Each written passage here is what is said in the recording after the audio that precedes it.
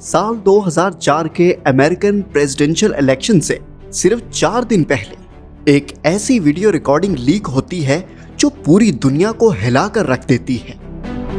एक न्यूज़ में दिखाया गया कि जॉर्ज बुश और जॉन कैरी 9/11 के होने वाले वाक़े के बाद अमेरिकन फॉरेन पॉलिसी में तब्दीलियों पर गुफ्तगू कर रही हैं। और इसके साथ ही अल जज़ीरा एक वीडियो लीक करता है जिसमें देखा जा सकता है कि उसामा बिन लादेन मजीद होने वाले हमलों की खुद जिम्मेदारी कबूल करती हैं।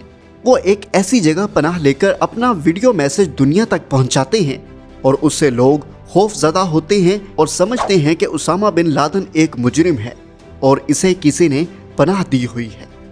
इसी दौरान CIA के दफ्तर वर्जीनिया में एक खास यूनिट जो उसामा बिन लादेन को ढूंढ रहा था, उन्होंने अपने तमाम लीडर्स पर तकरीबन हार मान ली थी। और ये भी उनके लिए बहुत शर्मनाक था क्योंकि उन्हें लगता था कि 3 साल पहले वो उसामा बिन लादेन को पकड़ने के बहुत करीब थे। अल-कायदा की फोर्स जो कि 2001 में जो कि US इन्वेजन के इख्तिताम तक अफगानिस्तान के मशरकी हिस्से में दबाई हुई थी, वो तोरा बोरा के गारों में छुप गए और अमेरिकन इंटेलिजेंस एजेंसी को लगता था कि उसामा बिन लादेन शायद उन्हीं में से एक था। मुकामी अफगान कबीले ने US की मदद से टेरियन में लड़ाई की, लेकिन उसामा बिन लादेन लड़ाई ख़त्म होने से पहले ही वहाँ से निकल गए थे।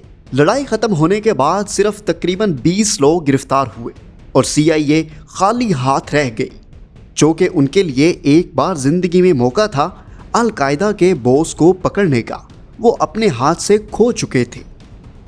दूसरी तरफ एक ऐसे शख्स को भी गिरफ्तार किया गया था जो पुलिस को एक टिप देने वाला था। जब तक उसे पकड़ा गया था, पुलिस को नहीं पता था कि मोहम्मद अल-कहतानी कौन था।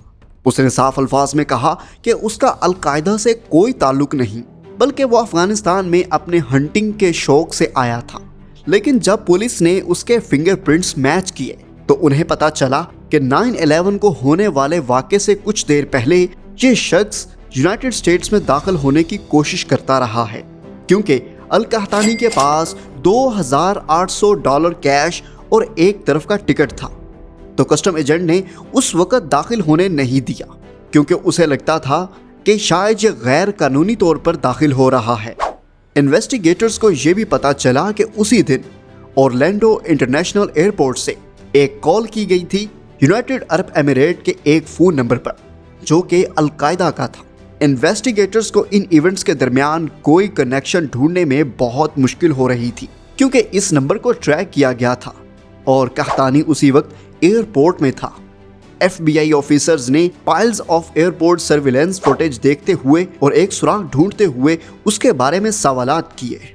आखिरकार उन्हें उस सवाल का जवाब मिला जिसकी वो तलाश कर रहे थे। उन्हें यह मिला कि मोहम्मद अता ने उस वक्त एक कार रेंट की थी। अता ने 11 सितंबर को हमले का मंसूबा बनाया और उसने अमेरिकन एयरलाइन फ्लाइट्स को 11 को संभालने का इंतज़ाम किया, जो कि वर्ल्ड ट्रेड सेंटर के नॉर्थ में गिर गया।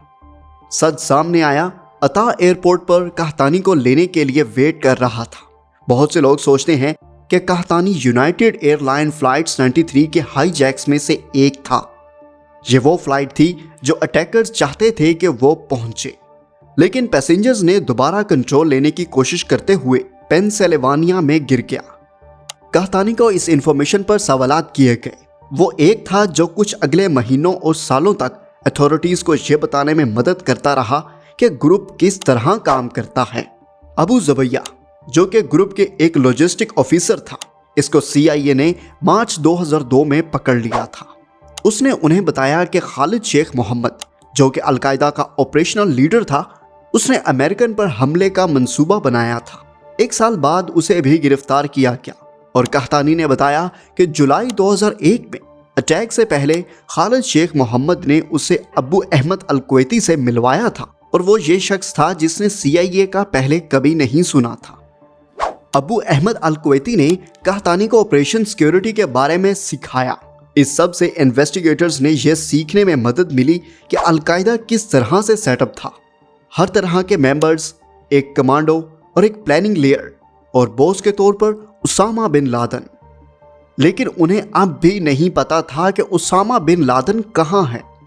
CIA उसके कॉन्टैक्ट्स की एक लिस्ट बना रही थी ताकि वो समझ सके कि कौन उसके करीब है और वो लोग उसे कैसे बात करते हैं जहां वो छुपा हुआ है।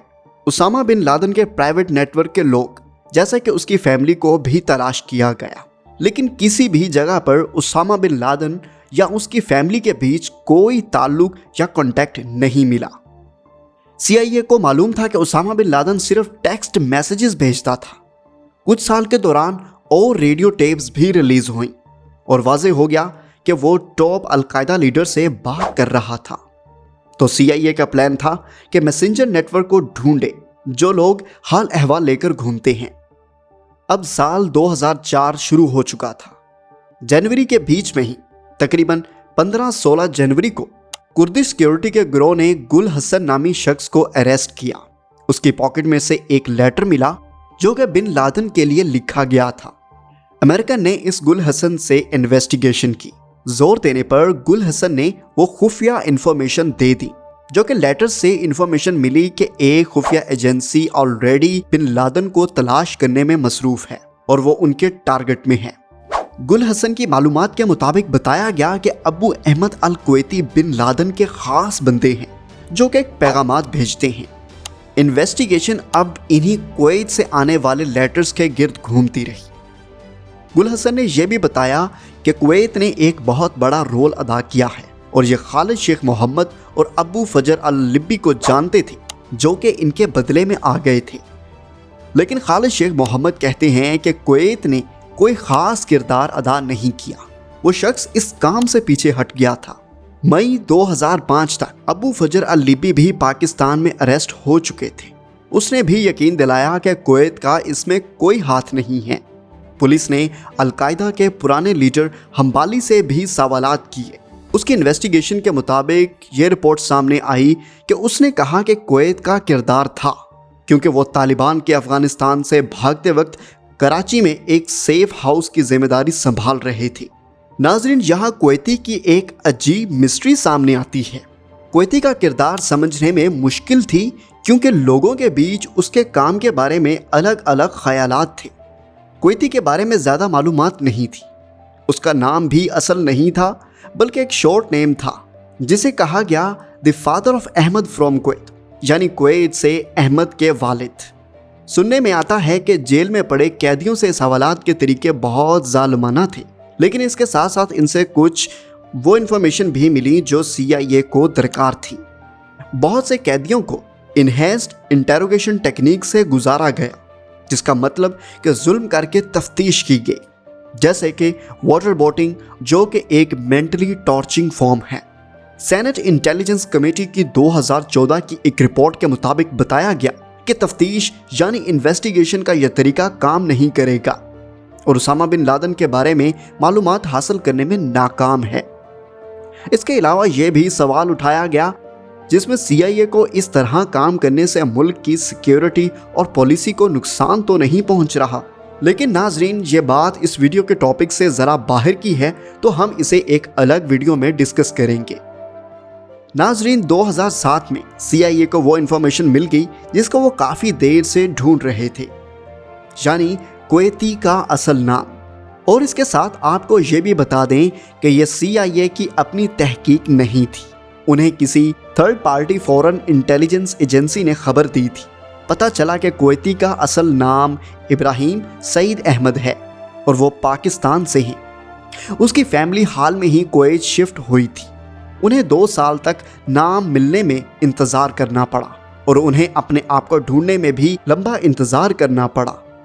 अब साल 2010 और जून का महीना, कुवैती और उसके भाई ने अपना सेल फोन पर बातचीत करने का तरीका बदल लिया था। इससे ये मालूम हुआ कि कॉल्स कहाँ से आ रही हैं। NSA ने एक थर्ड कंट्री से फ़ोन नंबर हासिल किए जो उन्हें लगता था कि कुवैती से जुदा हुए हैं। ये नंबर्स फिर इंटरसेप्ट किए गए। उन्हें सब बातों में से एक शख्स अलग था क्योंकि वो एक कुवैती लग रहा था। वो अरबी और पश्तो को मिलाकर बातें करता था जो कि नॉर्थ वेस्ट पाकिस्तान में बोली जाती हैं। जब उसे पूछा गया कि वो कहाँ है तो उसने सीधी तरह जवाब नहीं दिया। अपने दोस्त को फारसी ज़ुबान में बताया कि वो उन्हीं लोगों के साथ है जिनके साथ पहले भी था। इन्वेस्टिगेटर्स को यह भी पता चला कि ये शख्स खुद को ट्रेस होने यानी रिकॉर्ड होने से बचने के लिए बहुत से हरबे इस्तेमाल करता है। उसने अपनी सेल फोन सिर्फ तब चार्ज किया जब वो पेशावर के शहर के आसपास था, क्योंकि उसको ज़्यादातर वक्त ऑफ ही रखता था ताकि उसकी कोई लोकेशन या मालूमात शेयर ना हो सके। CIA के लिए उसके पीछे भागना ज़्यादा ज़रूरी हो गया जब ये मालूम हुआ कि वो कुवैती है। ठीक 3 महीनों बाद अगस्त 2010 में इंटेलिजेंस एजेंसी ने ओसामा बिन लादेन को ट्रेस करने के लिए बहुत सी इंफॉर्मेशन इकट्ठी कर ली। अब इब्तदाई तौर पे उनका इरादा था कि कुवैती को नज़र में रखा जाए ताकि वो उन्हें बिन लादेन की छुपी हुई जगह तक ले जाए। जब इन्वेस्टिगेटर्स ने कुवैती के घर पर पता लगाया तो उन्हें एक बहुत बड़ा कंपाउंड मिला। इस डिस्कवरी ने ज़रा शक पैदा किया कि वो कुवैती शायद बिन लादेन के साथ ही रहता है। वाशिंगटन उस वक्त बिल्कुल यकीन नहीं रखता था कि बिन लादेन कहाँ है। नाजरीन, इसी दौरान इंटेलिजेंस एजेंसी की जिम्मेदारी स्पेशल फोर्सेस की तरफ शिफ्ट हो गई और इस ऑपरेशन को सीक्रेट रखने के लिए 1 मई 2011 को 2 black hawk helicopters Jalalabad airfield से उड़ान भरते हैं।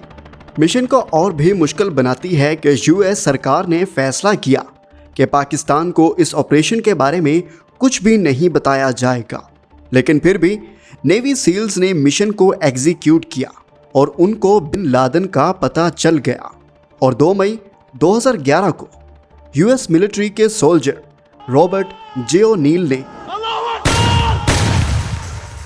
गोली मारकर उसामा बिन लादेन को मौके पर शहीद कर दिया। बिन लादेन की डेड बॉडी की तस्वीरें बनाई गई और उसके बाद उनका जिस्म अरेबियन सी यानी बहरा अरब में दफन कर दिया गया। नाजरीन, आज तक के लिए इतना ही। मिलते हैं आपसे एक और अगली वीडियो में।